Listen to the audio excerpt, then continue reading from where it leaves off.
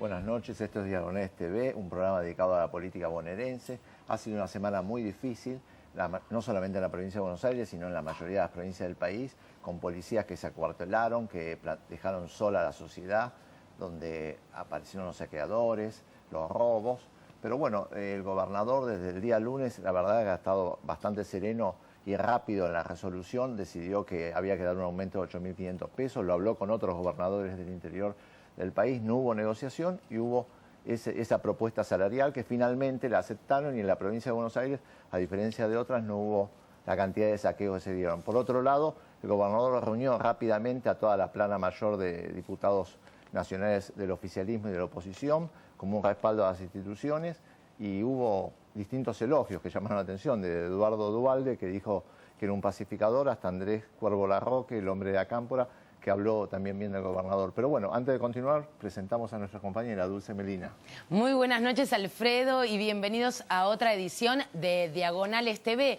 Y en paralelo con lo que sucedía con la policía en las distintas provincias, se cumplieron 30 años de democracia con aciertos, con errores, pero 30 años de libertad. El festejo se hizo en Plaza de Mayo, una plaza cubierta de jóvenes que disfrutaron de la renga, de Víctor Heredia, y para cerrar, el gran León Gieco estuvo allí en los festejos. El discurso de la presidenta lo hizo en el Museo del Bicentenario, un discurso muy emotivo con los expresidentes, y obviamente no faltaron las críticas, pero 30 años de democracia y de libertad es significativo para nuestro país. Bueno, vamos a hacer todo un programa dedicado a este problema de los saqueos y de lo que sucedió con la policía, que realmente puso en jaque a toda la provincia. Vamos a tener distintos bloques. El primer bloque vamos a contar con el sacerdote Eduardo de Acerni, con el sociólogo Carlos De Angelis. Vamos a hablar desde otra mirada, cómo vieron esta situación, esta dramática de esta última semana en todo el país. Pero también hay más invitados. Sí, tenemos a la diputada nacional por el Frente para la Victoria, Teresa García, también va a estar el dirigente del GEN, hablamos de Gerardo Milman, y para cerrar, un dirigente y diputado nacional, un dirigente de la CGT, Héctor Daer, también con nosotros. Bueno, vamos a unos auspicios y empezamos con nuestros invitados.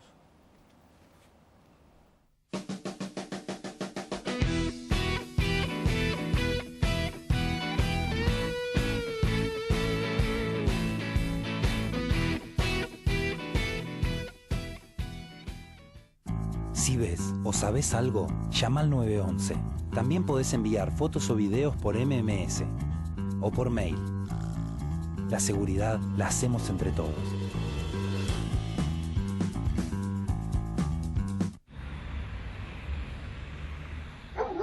Estamos con el comandante principal Balmaceda, que nos va a comentar cómo es el funcionamiento de la patrulla canina dentro de Gendarmería. Bien, en este caso hemos visto particularmente a uno de los canes detectores de drogas trabajando en forma simultánea con el hombre que está realizando control vehicular y de personas en este control que está haciendo uno de los tantos controles que estamos efectuando dentro del operativo Saturación. En el caso particular del CAN, trabaja con su guía recorriendo todos los alrededores y los interiores y recovecos que tienen los vehículos, tanto livianos como pesados, y en el caso de detectar algún indicio de presencia de estupefacientes, el mismo CAN lo transmite a su guía y el guía nos avisa a nosotros. Porque cuando te decían es cosa de ellos, vos igual te metiste. Porque cuando ella te decía que él era celoso, sentiste que pasaba algo más. Porque escuchaste llorar a los chicos y te involucraste. Porque la escuchaste cuando te necesitaba y no te quedaste callada. Porque llamaste y denunciaste. Porque llamaste y pediste ayuda. Porque te animaste y dijiste basta. Todos somos parte de la solución. Línea 144. Contención, información y asesoramiento para la prevención de la violencia de género.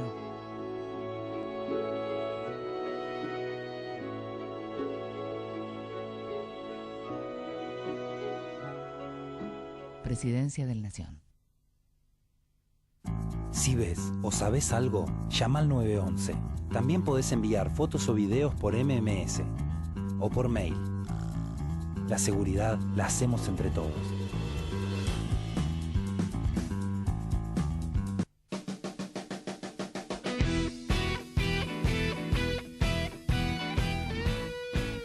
Bueno, nos encontramos con el sacerdote Eduardo de la Serna, un cura muy vinculado a la opción por los pobres de toda la vida, y con el sociólogo Carlos de Ángelis. Con los dos vamos a tratar de hacer una mirada diferente, por ahí a la de los políticos y a la de los medios de comunicación, sobre qué sucedió en la última semana en todo el país, también en la provincia de Buenos Aires.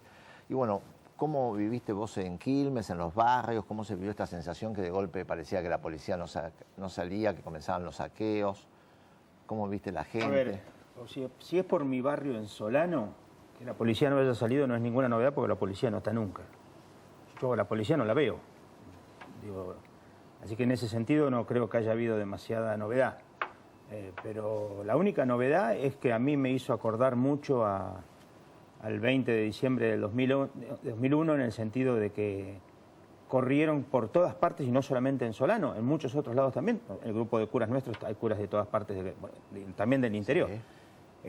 Así como en el 2001 el tema fue, después de organizar los saqueos, la gente que organizó saqueos en el 2001, después, para que no siguieran los saqueos, organizó la idea de que venían las hordas de, ¿no? Entonces Solano venían las hordas de Villa Itatí, en Varela venían las hordas de Solano, ¿no? Y así. Toda esa imagen de que venían las hordas de acá también fue esa misma idea, ¿no? Vienen gente a saquear, y nunca vinieron y nunca saquearon, ¿no? Es decir, la idea de que más con los medios, con los nuevos medios de comunicación, con las redes sociales. Exactamente, sí. La idea era que ya estaban ahí en cualquier momento. De hecho, hubo algunos que cerraron o cerraron a medias, y nunca pasó absolutamente nada, ¿no? Justamente con lo que decía Eduardo, Carlos, te quiero preguntar qué paralelo le podés encontrar entre el 2001 y lo que pasó ahora. Yo creo que el punto que reúne los dos acontecimientos es una fractura social que arranca a mediados de los 90. Hay que recordar las tasas de desempleo que eran catastróficas, y hay que entender que los procesos sociales son muy lentos. Y destruir el sistema productivo evidentemente lleva poco tiempo, pero reconstruirlo llega mucho o no se produce nunca. Entonces, creo que hay diferencias que hay que marcar también. En el 2001 la situación social era realmente de casi guerra civil. 40%, no sé si de desocupación, pero sí de pobres. La pobreza llegó a casi el 60%, medido con los parámetros internacionales. Éramos todos pobres, pero está claro que esta fractura a la que me refiero, esta paz social, es muy frágil, y se han sumado nuevos elementos como el narcotráfico, como cierto incentivo que habrán hecho la policía o parte de la policía para incentivar a estos saqueos. Pero a mí me parece fundamental centrarnos en la cuestión social, sí, y ver cómo, después de 10 años de fuerte inversión estatal en lo social, estos sectores no logran insertarse en los mercados laborales, en el sistema educativo. Va a llevar quizás muchos años más, pero creo que la política del Estado debe adaptarse a esta nueva situación. Eduardo, vos justo decías, bueno, en Solano no vemos nunca que llega la policía. ¿Cómo lo analizás esto de que se vio que también en esta ruptura es el caso de Tucumán, donde, por ejemplo, la gente lo que empezó fue a decir cosas, malas palabras contra la misma policía? O sea, porque por primera vez la gente se sintió que además la policía no los protegía. Muchas veces en los sectores más humildes también se sienten desprotegidos por la policía, y ahora como que los habían dejado solos, ¿no? Va a ser difícil ahora reconstruir, si es que existía la confianza. Es que, a ver, la situación de la policía es una cosa muy rara, porque, a ver, en los barrios del Gran Buenos Aires está lleno de gente que está en la fuerza policial, claro, sea de la bonaerense o sea de la federal. Yo conozco muchísima gente de mi barrio que está en la federal o en la bonaerense. La provincia de Buenos Aires tiene 50.000 efectivos. O sea, no, pero aparte gente del barrio que yo conozco, que inclusive sé que no ganan fortunas ni nada por el estilo. Pero a mí me llama la atención cómo en la fuerza, por ejemplo, a muchos por lo menos tienen introyectado el dominador en la cabeza, como decía Pablo Freire, ¿no? Es decir, tienen ahí digamos, más la defensa de la propiedad que la defensa de las personas, tienen una mirada crítica a la política de derechos humanos, y son gente que son de los barrios, que son gente que vive el día a día, ¿no? Y digo, y yo que los sus que hijos conozco, juegan con los otros hijos. exactamente, y, claro, los que yo conozco además son gente, digo, que no me consta, por lo menos, yo no puedo poner las manos en el fuego, pero no me consta que hagan un plus con alguna cosa rara, sea droga, sea trata, sea prostitución, sea venta de autos o autopartes, no sé. Todas esas cosas que la policía tiene su kiosquito por ahí, o muchos de la policía tienen su kiosquito. Pero digo, entonces ahí yo creo que en muchos sectores de la gente, cuando se empieza a sentir a la buena de Dios y que le están ahí, en este caso sí, el saqueo, porque Tucumán los hubo, ciertamente, claro. Ahí evidentemente creo que se arma el conflicto y se arma el problema de la gente contra ellos mismos. Yo creo que el gran problema de todo esto, que por eso para mí es lo grave que todo esto se incentive, pero bueno, es razonable que lo incentiven quienes lo incentivan, ¿no? Hasta hay algunos que han dicho que de ahora en adelante ya los calendarios no tendrían que tener noviembre, diciembre, sino llamarse octubre, noviembre, Dualde, enero, febrero, marzo, ¿no? Y es que, digamos, la sensación de que el otro es un peligro, ¿no? Cuando algunos celebramos que se diga que la patria es el otro, cuando el otro es un peligro, cuando el otro es un adversario, un potencial enemigo... Claro, pero cuando el peligro es la policía, o sea, ¿qué tamaño peligro? No, por supuesto, además porque... Ya no es una cosa del otro, solamente como ciudadano. No, pero la sensación, por ejemplo, lo que pasó en Córdoba era, ¿no? Los negros son los que vienen, los de la villa son los que vienen a robar, ¿no? Y además, por supuesto, con la policía que te desprotege para que esto ocurra, ¿no? Además de cuando ellos mismos son los que lo provocan. Sí. Carlos, ¿podríamos hablar de una extorsión o más un reclamo gremial? Yo creo que es una gran deuda de la democracia reformar a las instituciones policiales de todo el país. Me parece que esto que decía Eduardo de esta cultura que se vio en Tucumán, ¿no? Arreglaron su tema, se dieron vuelta, empezaron a reprimir los que estaban en la plaza. Al final Gendarmería tuvo que mediar allí. Me parece que una modalidad autoritario, un pensamiento autoritario, que no tiene valores democráticos, que no entiende que la policía es parte de la sociedad, abre las puertas a extorsión. Porque de alguna manera en estos 30 años de democracia uno ha notado que las Fuerzas Armadas de alguna manera se las ha llevado, se las ha institucionalizado, pero me parece que la policía era el gran debate que nunca nadie desde la reforma lo hacía en 30 lo que pasa años, es que, ¿no? Como que había una política prejuicio estable en los últimos, por lo menos en los últimos 10 años con las Fuerzas Armadas, cosa que no pasó con la policía, como decía, digamos, convengamos que entre Arlaniani y Casal hay la misma diferencia que entre la Madre Teresa y Robledo Puch. Digo, Casal es un tipo que... bien, dejémoslo. Eduardo, en estos días la presidenta recibió la conferencia episcopal para hablar entre otros temas, del narcotráfico.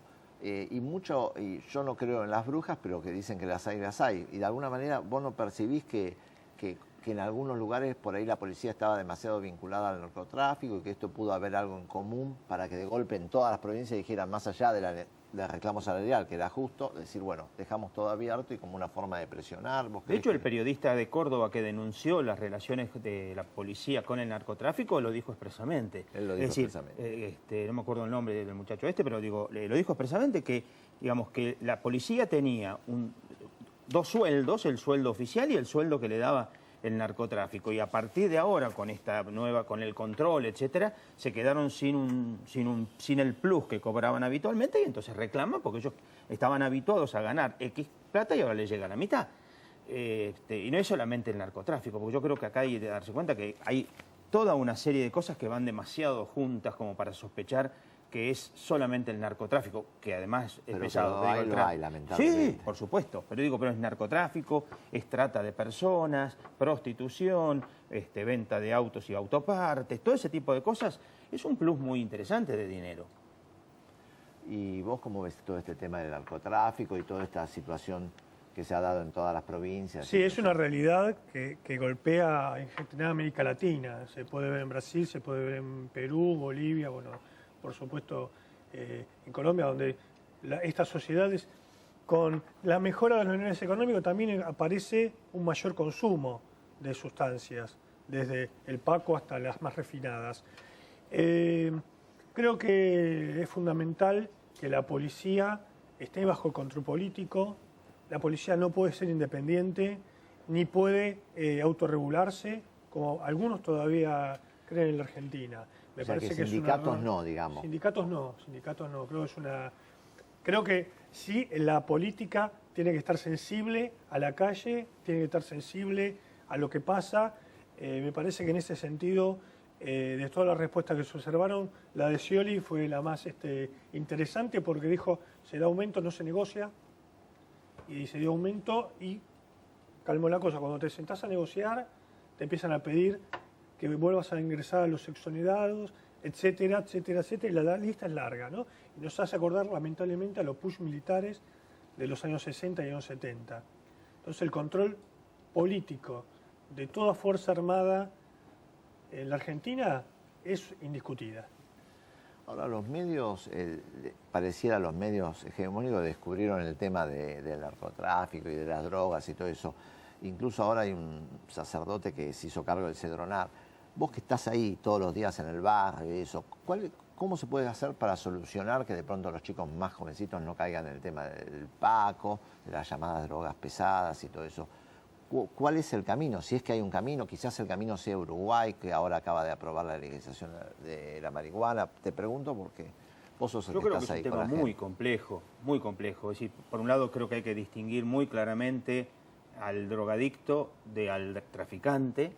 Me parece que el drogadicto es una víctima, el traficante es un delincuente, y hay que combatir al delincuente y hay que asistir al enfermo, ¿no?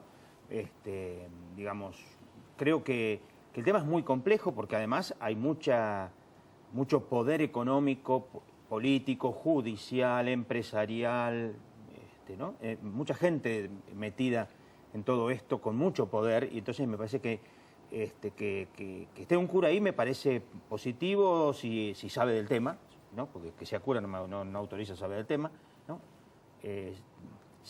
Pero me parece que lo que va a poder hacer más que nada va a tener que ver con la prevención o con el apoyo a las víctimas. Pero para combatir al narcotráfico creo que si no hay una política de Estado no se puede. Y además que debe empezar en todos los ambientes, porque en la escuela, en los medios de comunicación. Pero lo que pasa es que cuando los medios de comunicación, en todo esto de los saqueos, algún diario centenario parecía que estuviera alentando el golpe de Estado, sí, fue vergonzoso, ¿no?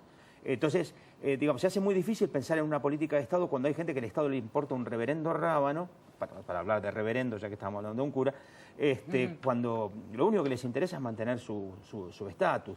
Digo, yo creo que hay situaciones familiares que invitan a la droga, a muchos pibes de los barrios, ¿no? Que la situación de la familia es terrible y la droga les aparece como la única salida, sea por la violencia familiar, sea por los abusos, sea por el abandono de la familia. A ver, convengamos que, por ejemplo, hace 15 años era impensable que si un chico llevaba una amonestación, la mamá fuera a golpear a la directora. Sí. Eso hace 15 años era impensable. Entonces creo que hay una ruptura de una cadena del contrato social, sin caer en Rousseau, que yo no sé. ¿Y la Iglesia no tendría también que hacer una nueva política como para acercarse más a los jóvenes? Es que en la Iglesia creo que en general hay un acercamiento a los jóvenes. Lo que pasa es que no sabemos del tema, salvo algunos más en especial. Tendría que ser más masivo, entonces. Sí, lo que pasa es que yo creo que, insisto, que tendría que ser en todos los ambientes para que sea una política de Estado, porque el cura, él podrá hacer algo, pero no creo que pueda hacer. Si no hay una política de Estado, no creo que tenga solución. Carlos, vos como sociólogo, digamos, ¿cómo ves? ¿Cuál podría ser la solución? Él habla del Estado que tiene que tener mucha más fuerza y eso. ¿Vos cuál ves la solución? Sí, yo creo que hay que hacer una revolución educativa. Me parece que los sistemas educativos con los cuales se sostiene la Argentina y el Estado, básicamente, es el mismo del siglo XIX, ¿no? Con todos los cambios y las revoluciones tecnológicas que existieron. Me parece que hay que volver a pensar en los jóvenes, volver a insertarlos en el sistema educativo, capacitarlos, formarlos y permitirles producir lamentablemente una ruptura con estos sectores que lo atrapan y lo ponen en una situación de mucha vulnerabilidad. Me parece que es uno de los elementos fundamentales.